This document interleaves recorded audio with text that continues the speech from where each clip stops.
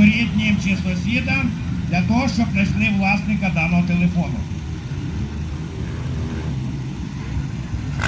Предположний круг колег. Станіслав Огородник, 3-я позиція. 4-та позиція. Так, ну я не знаю, секретний дав від...